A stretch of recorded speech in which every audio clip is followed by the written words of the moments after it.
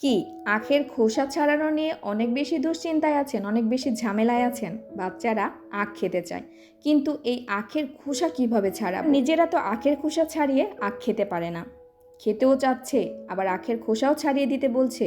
আর সেটা কিভাবে ছাড়াবো, এটা নিয়ে দুশ্চিন্তায় আছেন। খুব সহজে ও অল্প সময়ে আখের খোসা কিভাবে ছাড়ানো যায়, কিভাবে আখের খোসা পরিষ্কার করা যায়, সেটা বিস্তারিত থাকছে আজকের ভিডিওটিতে।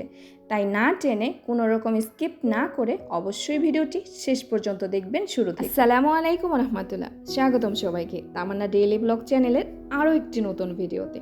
জানি না আমার মতো কেউ আছেন কি না, দাঁতের সমস্যার জন্য আখের খোসা ছাড়াতে পারেন না। আখের খোসা ছাড়ানোর ভয়ে দাঁত দিয়ে নিজেও আখ খান না, আর বাচ্চাদেরকে কিভাবে খাওয়াবেন, বাচ্চারা তো খাওয়ার বায়না ধরছে, সেটা নিয়ে দুশ্চিন্তায় রয়েছেন। আমি কিন্তু আখের খোসা ভাই দাঁত দিয়ে ছাড়াতে পারি না, কারণ আমার দাঁতে অনেক বেশি সমস্যা। তাই তো আখের খোসা ছাড়ানোর সহজ উপায় নিজে খুঁজে বের করেছি এবং আপনাদের সাথে শেয়ার করতে এসেছি। তো বাজার থেকে আখ কিনে এনেছি, আর আখ একটু বড় বড় সাইজ করে কেটে দিয়েছে। তারপরে আখগুলা তো তারা পরিষ্কার করে দেয় যখন আমরা কিনি। এছাড়াও আমি ছুরি দিয়ে খুব ভালোভাবে পরিষ্কার করে নিচ্ছি। আখের যে মাঝখানে, এটাকে কি বলেন আপনারা জানি না, আমরা আঠি বলে থাকি। আখের যে আঠিগুলো আছে এখানে কিন্তু অনেক বেশি শক্ত হয়ে থাকে। তো এখানে ছুরি দিয়ে সুন্দরভাবে পরিষ্কার করে নিচ্ছি।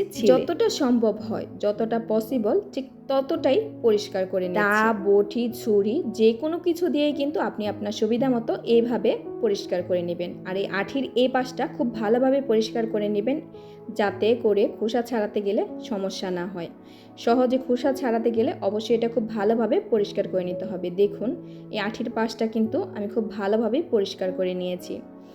এখন এই পর্যায়ে আমি যেটা করব, ছুরি দিয়ে এই যে দেখুন আঠি যে আছে, আঠির এই পাশ থেকে চারোপাশ ঘুরিয়ে তারপরে হচ্ছে এটাকে কেটে নেব গোল। অবশ্যই ভিডিওটা তাদের জন্য যারা দাঁত দিয়ে, মুখ দিয়ে আখের খোসা ছাড়াতে গিয়ে ঝামেলায় পড়েন। আর যাদের আলহামদুলিল্লাহ দাঁত ভালো আছে, কোনো সমস্যা নেই, তাদের কাছে হয়তো বা ভিডিওটা ভালো লাগবে না বা ফালতু মনে হতে পারে, কিন্তু আমার কাছে খুব উপকারী। আর আমি এটা ভাবি আমার মতো যাদের দাঁতের সমস্যা তাদের জন্য খুব উপকারী। তো দেখুন, একটা পাশ কিন্তু আমি ঘুরিয়ে ছুরি দিয়ে খুব ভালোভাবে ঘুরিয়ে ঘুরিয়ে কেটে নিয়েছি। এখন পরের পাশটাও কিন্তু আমি কেটে নিচ্ছি ছুরি দিয়ে সেমভাবে ঘুরিয়ে ঘুরিয়ে।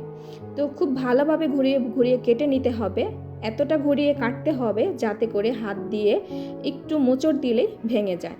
ছুরির চাইতে আমার মনে হয় যারা বটি দিয়ে কাজ করে থাকেন, বটি বা দা, সেটা দিয়ে আরও বেশি সুন্দরভাবে করা যায়। ছুরি দিয়ে আমি ভালোভাবে ঘুরিয়ে নিতে পারছিলাম না, তাই তো অফ ক্যামেরাতে বটি দিয়ে আমি চারপাশ একটু ঘুরিয়ে কেটে নিয়েছি। তো একটু ঘুরিয়ে কেটে নেওয়ার ফলে যেটা হয়েছে, একটু সামান্য একটু মোচড় দিতে কিন্তু একটা পাশ অলরেডি ছুটে গিয়েছে। আর এই পাশটা শুধু ছুরি দিয়েই কেটেছিলাম, এর জন্য কিন্তু ওটা তখন কাটতে পারিনি। তো দেখুন, এটাও খুব ভালোভাবে এই পাশটাকে ঘুরিয়ে কেটে নিয়েছি। এখন মোচড় দিতেই বের হয়ে আসলো। তো দর্শক, এই সেমভাবে আখের মাঝখানে যে আঠিটা আছে, দুই পাশেরই আঠিগুলোকে আগে এভাবে কেটে ফেলতে হবে। সেটা দা দিয়ে হোক, বটি দিয়ে হোক, কিংবা ছুরি দিয়ে হোক। দেখুন, আমি আরেকটাও কিন্তু কেটে নিয়েছি। আর আখ খোসা পরিষ্কার করতে গেলে, আখের খোসা ছাড়াতে গেলে কিন্তু ঝামেলা হয় এই মাঝখানের যে শক্ত আঠিগুলো আছে এগুলা নিয়ে। তো এখন এই পর্যায়ে আখ তো ছোটো পিস করে কেটে নিয়েছি, খোসা ছাড়াবো কিভাবে। এই তো দুই পাশে যেহেতু আঠিগুলো কেটে নিয়েছি, এখানে ছুরি বা বটি যে কোনো কিছু দিয়ে হালকা একটু দিলে, মানে হালকা একটু বাড়ি দিলে, হালকা একটু চাড়ি দিলে হাত দিয়ে কিন্তু আপনি খোসাটাকে ছাড়িয়ে নিতে পারবেন, কোনো সমস্যা নেই। আর ছুরির চাইতে আবারও বলছি, বটি দিয়ে বেশি ইজিলি করা যায়। আর খুব অল্প সময়ের মধ্যেই কিন্তু এইভাবে আপনারা আখের খোসা ছাড়িয়ে নিতে পারবেন। বর্তমানে তো চলছে আখের মৌসুম, বাজারে ঘাটে যেখানেই যাচ্ছি দেখা যাচ্ছে শুধু আখ আর আখ। বাচ্চাদের একটাই বায়না থাকে, যখন বাহিরে যাই, মা বাইরে থেকে আসার সময় আমার জন্য আখ নিয়ে আসবে। কিন্তু আখ নিয়ে আসার পরে আবারও একটা বায়না থাকে, মা আখের খোসাটাকে ছাড়িয়ে দাও। এটা ছাড়ানো অনেক বেশি কষ্ট, ছাড়াতে পারছি না, বা মুখের মধ্যে কেটে যাচ্ছে এটার খোসা ছাড়াতে গিয়ে। তখনই কিন্তু আপনি এই কৌশলটাকে কাজে লাগাতে পারেন। শুধু একটা নয়, আরও একটা সহজ কৌশল ভিডিওর শেষে আমি আপনাদেরকে দেখাবো।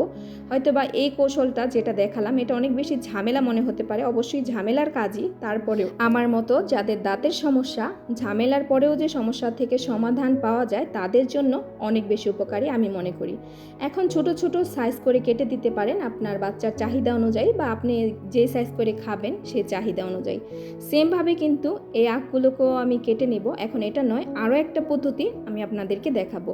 আর এই পদ্ধতিটা কিন্তু আগের চাইতে আরও বেশি সহজ। এটা কেউ যে আঠির পাশটা আছে সেটা খুব ভালোভাবে ছুরি দিয়ে আগে একটু ছাড়িয়ে নিচ্ছি, কারণ ও পাশটা অনেক বেশি শক্ত থাকে, ওটার জন্যই খোসা ছাড়াতে সমস্যা হয়।